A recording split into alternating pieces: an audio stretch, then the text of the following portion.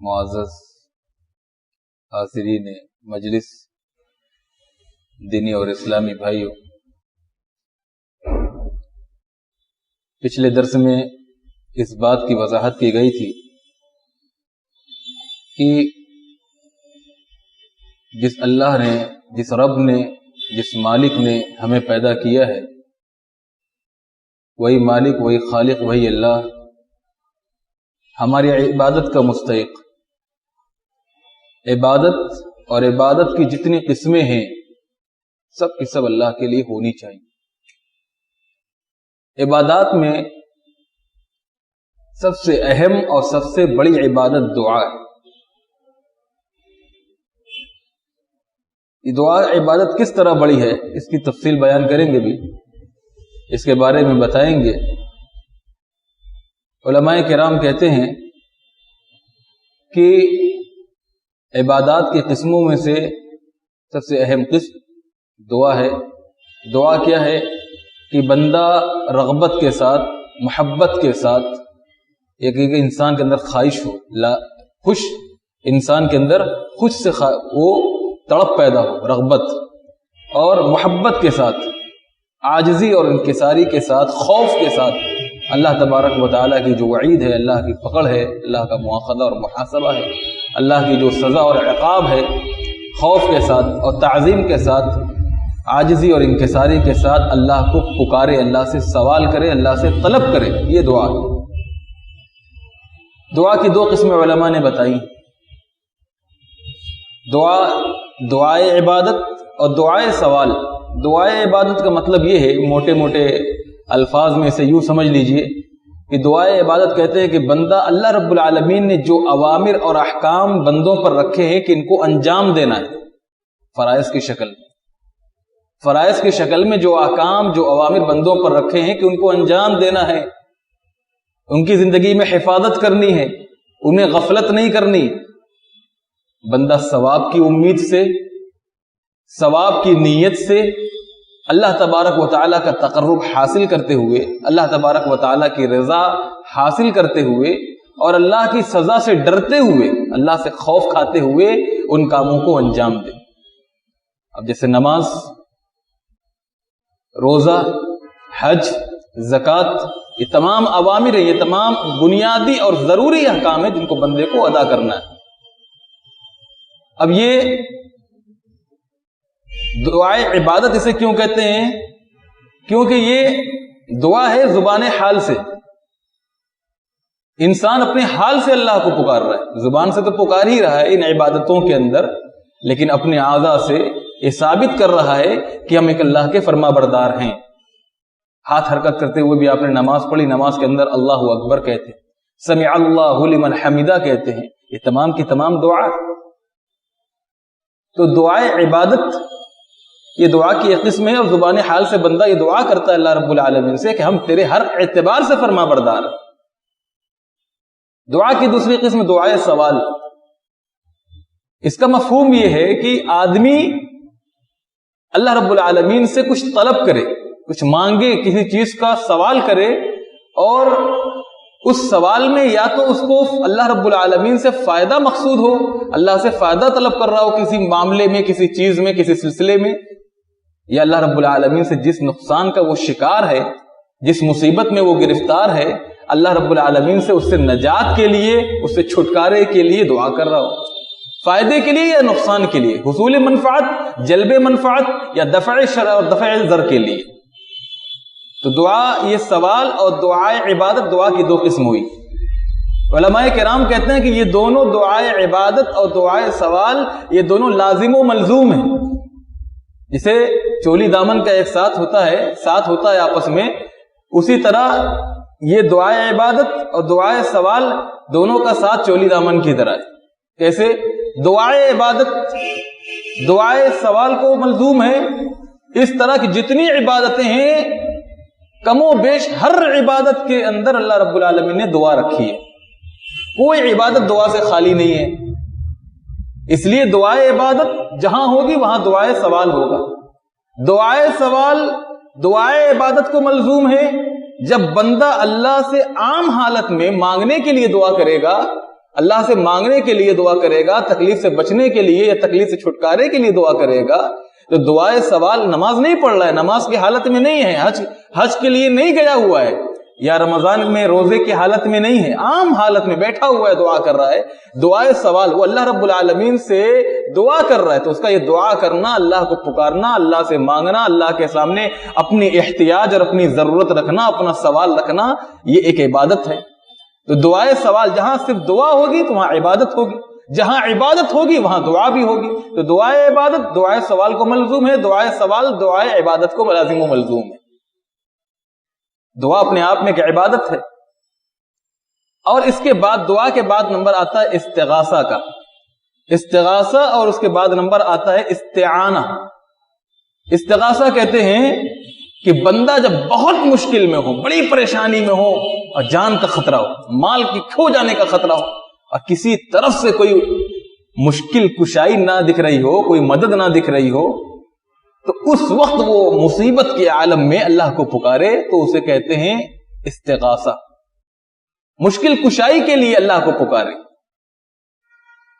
تو یہ دعائے استغاثہ اور دعائے استعانہ دونوں کا مستحق اللہ رب العالمین۔ کچھ لوگ کہتے ہیں یا غوث المدد، نعوذ باللہ من ذالک، کفر، نقل کفر نباشت، غوث اللہ رب العالمین ہے، اللہ کی ذات۔ دعائے استغاثہ میں کہ آدمی بالکل مجبوری کے عالم میں، جب ہر طرف سے مطلب بالکل نا امید ہو جائے، مایوس ہو جائے، اس کے مال کو خطرہ، اس کے جان کو خطرہ، اور کسی طرف سے اس کو کوئی سہارا نہیں دکھ رہا ہو بچاؤ کا، اپنی جان کے بچاؤ کا، اپنے مال کی حفاظت کا، تو اس وقت وہ اللہ کو پکارتا ہے، تو استغاثہ کہتے ہیں، مشکل کشائی کے لیے۔ اور اس سے کمتر درجے کی جو مدد ہے اسے استعانہ کہتے ہیں۔ عام حالات میں بندہ اللہ سے مدد کے لیے سوال کرتا ہے، مدد کا مستحق ہے، مدد کا ضرورت مند ہے، لیکن اتنا نہیں ہے جتنا ایک آدمی بہت مشکل میں ہے، جان و مال کا خطرہ ہوتا ہے، اس وقت وہ پکارتا ہے، اتنا نہیں۔ تو استعانہ کا درجہ استغاثہ سے کم ہے۔ عام حالات میں جیسے بندے اپنے کاروبار کی اصلاح کے لیے، اپنے احوال کی اصلاح کے لیے، اپنے نفس کی اصلاح کے لیے، اپنے گھر کی اصلاح کے لیے، اپنے معاملات کی اصلاح کے لیے، اپنے عبادات کی اصلاح کے لیے دعائیں کرتے ہیں، اپنے علم کی اصلاح کے لیے دعا کرتے ہیں، وہ استعانہ اللہ سے مدد کے لیے، تو یہ استعانہ وہ کمتر درجے کی مدد ہے، یہ اللہ سے مانگنا ہے۔ لیکن استغاثہ یہ خاص ہے، استعانہ یہ عام ہے کہ اللہ سے بندہ مدد طلب کر رہا ہے۔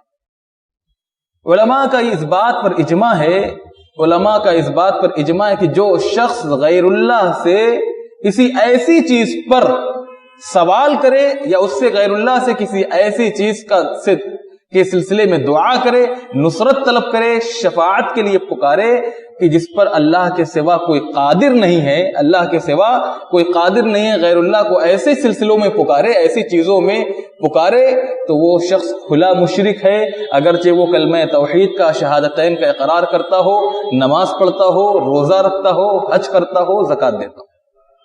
ان کاموں میں غیر اللہ کو پکارے جن کاموں میں اللہ کے علاوہ کوئی قادر نہیں ہے، کوئی قادر نہیں، گرچہ وہ نمازی ہو، گرچہ وہ روزے دار ہو، گرچہ وہ اپنا نام عبداللہ اور عبد الرحمن رکھتا ہو، مسلمانی معاشرے میں سوتا ہو، جاگتا ہو، اٹھتا ہو، بیٹھتا ہو، رہتا ہو، زندگی بسر کرتا ہو، لیکن وہ اگر ان کاموں میں جن کا مستحق اللہ ہے اور جن پر قدرت اللہ رکھتا ہے ان میں وہ غیر اللہ کو پکارے تو وہ مشرک ہے۔ اس لیے کہ اسلام نام ہی اس بات کا کہ ایک اللہ کی وحدانیت کا اقرار کیا جائے اور ایک اللہ کی عبادت کی جائے۔ اسلام کی شروعات ہی وہیں سے ہوتی، بنی الاسلام علی خمس، اسلام کی بنیاد 5 چیزوں پر قائم ہے، اسلام کے 5 ستون ہیں۔ پہلا شہادت اللہ الہ الا اللہ وان محمد رسول اللہ۔ تو اگر ایک آدمی دعا میں یہ سمجھتے ہوئے یا شفاعت میں یہ سمجھتے ہوئے کہ یہ تو کوئی مخصوص عبادت نہیں ہے، یہ بہت عام عبادت ہے، بہت بڑی عبادت نہیں، یہ سمجھتے ہوئے شرک کرتا ہے، اپنا نام عبداللہ اور عبد الرحمن رکھتا ہے، اپنے آپ کو مسلمان جانتا ہے، تو یہ جان لیجئے کہ توحید کے منافی ہے اور توحید کے ضد ہے۔ اللہ رب العالمین ایسے مشرکوں کو بخشے گا نہیں۔ یہ شرک ہے، کھلا ہوا شرک ہے۔ کفار و مشرکین کا یہی معاملہ تھا، کفار و مشرکین کا یہی معاملہ تھا۔ اللہ رب العالمین نے قرآن مجید میں اس ایسے شرک کی سرے سے نفی کی ہے، سرے سے نفی کرتے ہوئے اللہ رب العالمین فرما رہا ہے وَأَنَّ الْمَسَاجِدَ لِلَّهِ فَلَا تَدْعُوا مَعَ اللَّهِ أَحَدًا، ان الذین یستکبرون عن عبادتی سیدخلون جہنم داخرین. لوگ بہت سے سمجھتے ہیں کہ دعا جو ہے جیسے نماز عبادت ہے، روزہ عبادت ہے، حج کی عبادت ہے، زکوٰۃ کی عبادت ہے، دعا ویسی عبادت نہیں ہے. حالانکہ دعا سب سے بڑی عبادت ہے. اللہ کے نبی صلی اللہ علیہ وسلم نے فرمایا الدعاء هو العبادت، دعا عبادت ہے. یہ اپنے آپ میں کی عبادت ہے. آدمی جس حالت میں ہو، سو کر ہو وہ کر رہا ہے دعا، وہ عبادت ہے. بیٹھ کر کر رہا ہو وہ دعا، وہ عبادت ہے. وہ جاگ کر رہا ہو، وہ نیند کی حالت میں ہو، ہلکی نیند کی حالت میں وہ کروٹ بدلتے ہوئے دعا کر رہا ہو. جیسے کہ حدیث میں آتا ہے کہ جب انسان کروٹ بدلے تو دعا کرے تو وہ بھی عبادت ہے. اٹھ رہا ہے نیند سے تو بھی وہ عبادت ہے، دعا کر رہا ہے. سو رہا ہے دعا کر رہا ہے تو وہ بھی عبادت ہے. اس کے لیے کوئی مخصوص حیت نہیں بتائی گئی ہے کہ نماز کی ایک مخصوص حیت ہے، ایک مخصوص وقت ہے. اس کے لیے کوئی وقت نہیں ہے. دعا کی اللہ رب العالمین یہ عبادت ایسی پیاری ہے کہ جو دعا کرتا ہے وہ اللہ کا محبوب بن جاتا ہے. اور دعا کی عبادت اللہ کو بہت پسند ہے. سب سے زیادہ جو عبادت اللہ کے یہاں عزت کی مستحق ہے وہ دعا ہے. حدیث کے اندر آتا ہے کہ اللہ تبارک و تعالیٰ کے یہاں سب سے زیادہ معزز عبادت دعا ہے. اور جو دعا اللہ سے نہیں کرتے اللہ تبارک و تعالیٰ کے یہاں مغضوب ہے، غضب کیا جاتا ہے. من لم یسأل اللہ یغضب علیہ، جو اللہ سے نہیں مانگتا، اللہ کی بارگاہ میں سوال نہیں کرتا، اللہ کے لیے ہاتھ نہیں اٹھاتا، اللہ رب العالمین کے ان کے اوپر غضب اور پھٹکار نازل ہوتی ہے. کفار و مشرکین کا معاملہ کیا تھا؟ وہ دعا کو بہت اہمیت نہیں دیتے تھے، اور اسی دعا میں شرک کی بنیاد پر اللہ رب العالمین نے ان کی پکڑ کی، ان کو سخت وعید سنائی جہنم. فرمایا قرآن مجید میں اللہ رب العالمین نے ان الذین یستکبرون عن عبادتی سیدخلون جہنم داخرین. فرمایا کہ جو لوگ میری عبادت سے، ان الذین یستکبرون عن عبادتی وَإِذَا سَأَلَكَ عِبَادِي فَإِنِّي قَرِيبٌ ان الذین یستکبرون عن عبادتی سیدخلون جہنم داخرین. جو لوگ میری دعا سے اعراض کرتے ہیں، تکبر کی بنیاد پر مجھ سے دعا نہیں کرتے، کبر کی بنیاد پر مجھ سے دوری بنائے ہوئے ہیں، وہ قیامت کے دن ذلیل ہو کر جہنم میں داخل کیے جائیں گے. عبادت کو یہاں پہ اللہ رب العالمین نے دعا کو عبادت کہا ہے، اور اللہ کے رسول صلی اللہ علیہ وسلم نے بھی دعا کو عبادت کہا ہے. اللہ تبارک و تعالی نے فرمایا کہ وَأَنَّ الْمَسَاجِدَ لِلَّهِ فَلَا تَدْعُوا مَعَ اللَّهِ أَحَدًا. یہ مساجد جو قائم کی جاتی ہیں، جن کی تعمیر کی جاتی ہے اللہ کے نام پر، یہ اللہ کی عبادت کی مستحق ہیں، اس میں اللہ کی عبادت کی جائے. فَلَا تَدْعُوا مَعَ اللَّهِ أَحَدًا، اللہ کے ساتھ کسی اور کو نہ پکارا جائے. دعا کے سلسلے میں عمومی طور پر کفار و مشرکین کے ہاں بڑی غلط فہمیاں پائی جاتی تھی.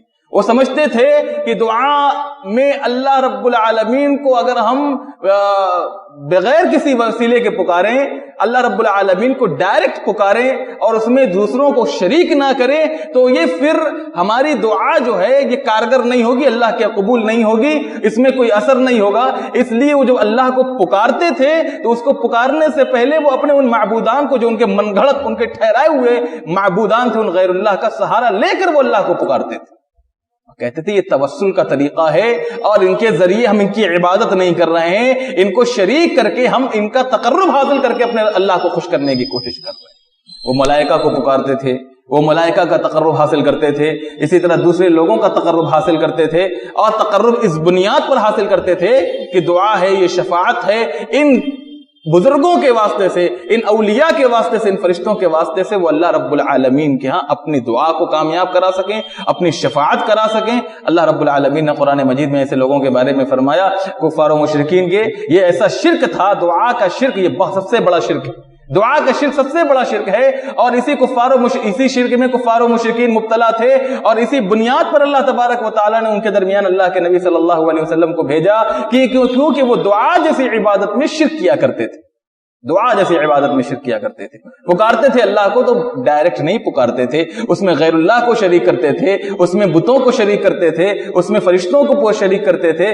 اللہ فرما رہا ہے وَمَنْ أَضَلُّ مِمَّنْ يَدْعُو مِن دُونِ اللَّهِ مَن لَّا يَسْتَجِيبُ لَهُ إِلَى يَوْمِ الْقِيَامَةِ وَهُمْ عَن دُعَائِهِمْ غَافِلُونَ. اس سے بڑھ کر گمراہ کون ہوگا؟ وَمَنْ أَضَلُّ مِمَّنْ يَدْعُو مِن دُونِ اللَّهِ، جو اللہ کے سوا اوروں کو پکارے.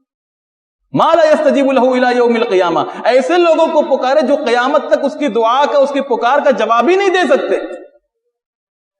ومن اضل ممن يدعو من دون الله من لا يستجيب له الى يوم القيامه وهم عن دعائهم غافلون. قیامت تک پکارتے رہے، قیامت تک کوئی جواب نہیں ملنے والا ہے، اور وہ ان کی دعاؤں سے غافل بھی ہیں، ان کو علم ہی نہیں، شعور نہیں. جو قبر کے اندر ہیں یا بت ہیں یا جو بھی ہیں، ان کو علم ہی نہیں. وَإِذَا حُشِرَ النَّاسُ كَانُوا اور تعجب بالائے تعجب اللہ رب العالمین کہہ رہا ہے وَإِذَا حُشِرَ النَّاسُ كَانُوا لَهُمْ أَعْدَاءً وَكَانُوا بِعِبَادَتِهِمْ كَافِرِينَ، اور جب قیامت کے دن لوگوں کو محشر میں جمع کیا جائے گا تو جن کو یہ معبود سمجھ کر اپنے عبادت میں وسیلے کے طور پر شریک کرتے ہیں، اپنی عبادتوں میں جو اللہ کے لیے خاص ہونی چاہیے، یہ جن کو شریک کرتے ہیں، جن کی قربت حاصل کرنے کی کوشش کرتے ہیں، یہی ان کے معبودان، یہی ان کے اولیاء، یہی مقرب فرشتے قیامت کے دن ان کے دشمن بن جائیں گے۔ کانوا لہم اعداء وکانوا بعبادتہم کافرین، اور ان کی عبادتوں کا انکار کرتے ہوئے اس سے برات کا اظہار کریں گے، ہم نے کچھ نہیں ایسا کہا تھا، ہم نے ایسا کرنے کے لیے حکم نہیں دیا تھا، انہوں نے خود اپنے طور پر من گھڑت طور پر کیا، خود ساختہ طور پر انہوں نے سب ایجاد کیا۔ اللہ رب العالمین نے قرآن مجید میں فرمایا قل اتعبدون من دون اللہ ما لا یملک لکم ضرا ولا نفعا واللہ هو السمیع العلیم، اے نبی کہہ دیجئے آپ ان لوگوں سے تم ایسوں کی کیوں عبادت کرتے ہو اللہ کے سوا جو تمہارے نفع کے مالک ہیں، تمہارے نقصان کے مالک ہیں، اللہ سننے والا ہے، اللہ جاننے والا ہے، اللہ کی عبادت کرو۔ دوسری جگہ اللہ رب العالمین کہہ رہا ہے قل ادعوا الذین زعمتم من دون اللہ لا یملکون مثقال ذرۃ فی السماوات ولا فی الارض وما لهم فیہما من شرک وما لهم منهم من ظہیر، آپ کہہ دیجئے ان سے کہ تم جن کو معبود سمجھتے ہو ان کو پکارو اللہ کے سوا، جن کو معبود سمجھتے ہو ان کو پکارو، قل ادعوا الذین زعمتم من دون اللہ، لیکن یہ نوٹ کر کے رکھ لو، یہ یاد رکھ لو، لا یملکون مثقال ذرۃ فی السماوات ولا فی الارض، یہ آسمان و زمین میں ایک ذرے کا اختیار نہیں رکھتے، ایک ذرے کے برابر بھی اختیار نہیں رکھتے۔ لا یملکون مثقال ذرۃ فی السماوات ولا فی الارض وما لهم فیہما من شرک، اور نہ ان کا آسمان و زمین میں کوئی حصہ، وہ حصہ بھی نہیں ہے، اتنی زمین پر ان کی مملکت ہو، ان کی حکومت ہو، ان کا غلبہ ہو، ان کی حاکمیت ہو، ایسا کچھ نہیں ہے۔ وما لهم فیہما من شرک وما لهم منهم من ظہیر، اور نہ ان لوگوں میں سے کوئی ایسا ہے جو اللہ کا مددگار ہے، کوئی اللہ کا مددگار بھی نہیں ہے، ان میں اللہ کسی کی مدد کا محتاج بھی نہیں۔ قرآن مجید میں اللہ رب العالمین نے جن کو دعا میں یہ لوگ معبود بنایا کرتے تھے، شریک ٹھہرایا کرتے تھے، جن کا وسیلہ طلب کر کے اللہ کو پکارا کرتے تھے، اللہ رب العالمین کہہ رہا ہے تم جانتے بھی ہو ایشرکون ما لا یخلق شیئا وهم یخلقون ولا یستطیعون لهم نصرا ولا انفسهم ینصرون، جن کو تم بطور شرک اپنی عبادت میں شریک کرتے ہو، جن کو ایشرکون ما لا یخلق شیئا، ایسوں کو شریک کرتے ہو، کیا تم شرک کرتے ہو؟ ایشرکون ما لا یخلق، ایسے لوگوں کو شریک کرتے ہو، ما لا یخلق شیئا، جو تو کچھ پیدا بھی نہیں کر سکتے، ولا یخلقون ما لا یخلق شیئا وهم یخلقون، اور وہ خود اللہ کی طرف سے پیدا کیے گئے، کچھ پیدا بھی نہیں کر سکتے، کچھ بنا بھی نہیں سکتے، اور وہ خود ایٹومیٹکلی اللہ کی طرف سے پیدا کیے گئے ہیں۔ ولا یستطیعون لهم نصرا، اور نہ وہ کسی کی مدد کر سکتے ہیں، ولا انفسهم ینصرون، اور نہ وہ خود اپنی مدد کر سکتے ہیں۔ قبروں پر چڑھاوے چڑھاتے ہیں، بتوں پر مٹھائیاں چڑھاتے ہیں، شیرینیاں چڑھاتے ہیں، مکھیاں بیٹھ جائیں ان کو ہٹانے کی قدرت نہیں رکھتے، خود اپنی پیدا کی جو بذات خود مخلوق ہے، جس کو خود پیدا کیا گیا ہے، جو اپنی پیدائش کے لیے اپنے ماں باپ کا محتاج تھا، اس مقررہ وقت کا محتاج تھا، حمل کا محتاج تھا، دودھ کا محتاج تھا، جنے جانے کا محتاج تھا، وہ کیا غیر اللہ، وہ کیا عبادت کا مستحق ہوگا؟ وہ کیا عبادت کا مستحق ہوگا؟ وہ کیا خالق ہوگا؟ جو مخلوق ہے تو سمجھ لیجیے وہ عبادت کا مستحق نہیں ہو سکتا۔ ایشرکون ما لا یخلق شیئا وهم یخلقون ولا یستطیعون لهم نصرا ولا انفسهم ینصرون۔ اللہ رب العالمین نے قرآن مجید میں تیسرے ایک اور مقام پر فرمایا والذین تدعون من دونه ما یملکون من قطمیر۔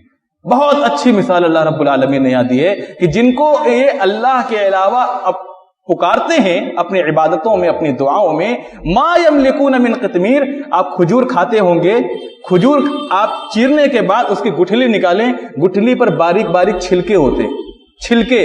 اللہ کہہ رہا ہے کہ جن کو یہ پکارتے ہیں دعا میں اللہ کا شریک ٹھہرا کر، ما یملکون من قطمیر، یہ کھجور کے چھلکے کا بھی اختیار نہیں رکھتے۔ کھجور کے چھلکے کا جو اختیار ہے، اس چھلکے کے برابر بھی اختیار نہیں رہتے۔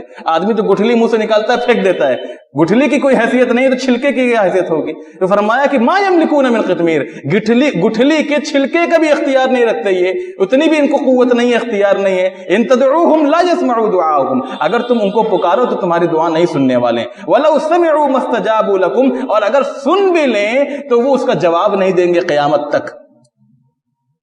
وَلَوْ سَمِعُوا مَا اسْتَجَابُوا لَكُمْ وَيَوْمَ الْقِيَامَةِ يَكْفُرُونَ بِشِرْكِكُمْ، اور قیامت کے دن جب وہ ہوش اور شعور میں آئیں گے اللہ کی بارگاہ میں اور دیکھیں گے تم نے ان کے لیے عبادت کیا تھا، ان کو اللہ کی عبادت میں شریک کیا تھا، وَيَوْمَ الْقِيَامَةِ يَكْفُرُونَ بِشِرْكِكُمْ، قیامت کے دن کھلے بندوں وہ تمہارے شرک کا انکار کر دیں گے، تمہارے شرک کا انکار کر دیں گے، اپنے آپ کو اس سے بری قرار دیں گے۔ وَلَا يُنَبِّئُكَ مِثْلُ خَبِيرٍ، اللہ جیسی خبر دینے والا کوئی خبر تم کو نہیں دے سکتا۔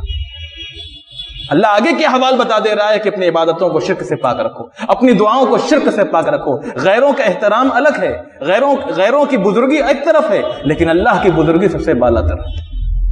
قرآن مجید میں اللہ رب العالمین کہہ رہا ہے کہ بھلا بتلاؤ، یہ کفار و مشرکین کیا تھے؟ ڈھونگی تھے، اور آج بھی جو عبادتوں میں شرک کرتے ہیں اور جب مصیبت میں پھنستے ہیں اور جب عام حالات میں ہوتے ہیں تو ان کا بھی معاملہ کفار و مشرکین کی طرح ہوتا ہے۔ عام حالات میں یہ غیروں کی خوب عزت کریں گے، غیروں کی خوب قدر کریں گے، اللہ کی عبادت میں ان کو خوب شریک ٹھہرائیں گے، لیکن جب کوئی بڑی آفت ان کے اوپر آتی ہے، بڑی مصیبت میں دو چار ہوتے ہیں جہاں جان بچنے کا کوئی ان کو تصور نہیں ہوتا، اندازہ نہیں ہوتا، فوراً اللہ کو بلا کسی واسطے کے، بلا کسی وسیلے کے پکارنا شروع کرتے ہیں۔ یہی مشرکین کا حال تھا جب ان کے سمندروں میں جہاز سمندروں کی طغیانی کے شکار ہونے لگتے تھے اور موت کو اپنی آنکھوں کے سامنے دیکھتے تھے تو حالت یہ ہوتی تھی کہ وہاں وسیلہ سارے بھول جاتے تھے، وسیلہ کی ساری اقسام ان کے دماغ سے محو ہو جاتی تھی، اور اللہ رب العالمین کو یہ بلا کسی وسیلے کے پکارتے تھے۔ وہاں سارے معبودان، سارے ان کے جو ان کے طاغوت تھے، سب کے سب وہاں چلے جاتے تھے، وہاں ڈائریکٹ اللہ ہوتا تھا، اللہ کو پکارتے تھے، اللہ کہتا ہے، لیکن جب خشکی میں آتے تھے وہاں سے نجات مل جاتی تھی، اللہ رب العالمین ان کی جان بچا لیتا تھا، تو پھر وہی شرکیہ کام شروع کر دیتے تھے، اللہ کہہ رہا امن یجیب المضطر اذا دعا، کون ہے جو پریشان حال کی، مصیبت زدہ کی پکار سنتا ہے اور اس کی پریشانی کو دور کرتا ہے، ویکشف السوء ویجعلکم خلفاء الارض، اور تم کو زمین میں ایک دوسرے کا جانشین بناتا ہے۔ الہ مع اللہ، کیا حقیقت میں اللہ کے سوا، اللہ کے ساتھ کوئی اور معبود ہے؟ ہم بچپن میں ہم نے پڑھا اور ہم کائنات کا ادراک کر رہے ہیں، کائنات کا ہم مشاہدہ کر رہے ہیں۔ ہم ذرا غور کر لیں، اگر دو خدا ہوتے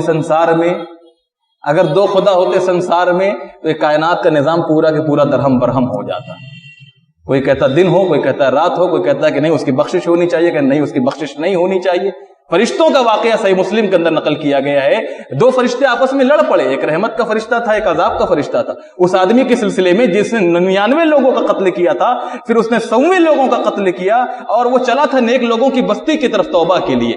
رحمت کا فرشتہ آیا کہ نہیں، یہ نیکوکار لوگوں میں سے اس کی روح میں قبض کروں گا۔ ادھر عذاب کا فرشتہ آیا، اس نے کہا نہیں، میں اس کی روح قبض کروں گا، اللہ کے یہاں پہنچاؤں گا، کیونکہ یہ گناہگار لوگوں میں سے تھا۔ فرشتوں کا یہ معاملہ ہے۔ ایک اللہ نے تیسرا فرشتہ اتارا انسانی شکل میں، کہا بھائی تم لوگ کس بات میں لڑ رہے ہو؟ کہا کہ بھائی معاملہ ایسا ہے، تو اس نے فیصلہ کیا، دیکھو زمین کا ماپ کرو، جس زمین کی وہ قریب ہو اور زیادہ مسافت طے کی ہو اسی کے حساب سے فیصلہ ہوگا۔ تو فرشتوں کا معاملہ ہے، لا یعصون اللہ ما امرهم ویفعلون ما یؤمرون، جن سے نافرمانی کا صدور ہو ہی نہیں سکتا۔ تو دو خدا، دو معبود نہیں ہو سکتے اس کائنات میں۔